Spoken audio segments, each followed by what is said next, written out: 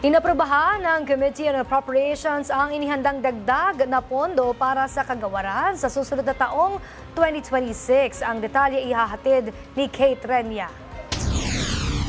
Sa nagdaang executive meeting na isinagawa ng Committee on Appropriations nitong September 23, tinalakay ang budget proposal ng Budget Amendments Review Subcommittee o BARC na inilaan sa bawat kagawaran sa ilalim ng 2026 national budget mula ito sa binawas na higit 255 billion pesos ng Department of Public Works and Highways o DPWH.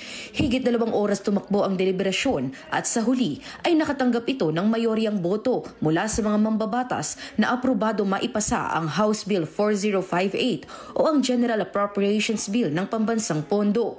Nakakuha ito ng 54 na boto mula sa mga mambabatas na pabor ipasa ang panukala, 6 naman ang hindi pabor at 4 ang nag-abstain.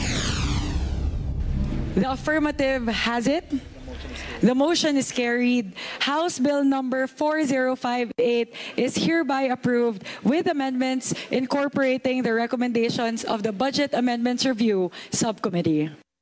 Pangunahing mabibigyan ng malaking pondo ang sektor ng edukasyon na nasa higit 37.3 billion pesos ang ilalaan.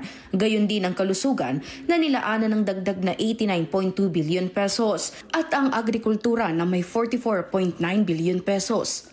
Sa kabuoang 6.793 trillion pesos ng National Expenditure Program o NEP, 67.1% ang alokasyon sa nasabing tatlong sektor. Paglilinaw naman ng chairperson ng komite na si Representative Micaela Swansing, walang anumang insertions ang nangyari sa komite.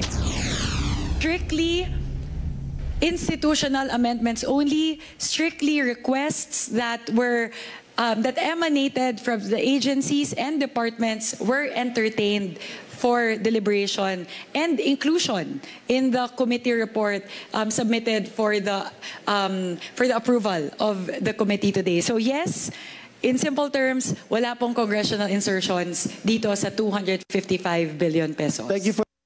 Para sa totoong balita sa Bagong Pilipinas, Kate Renya, Congress News.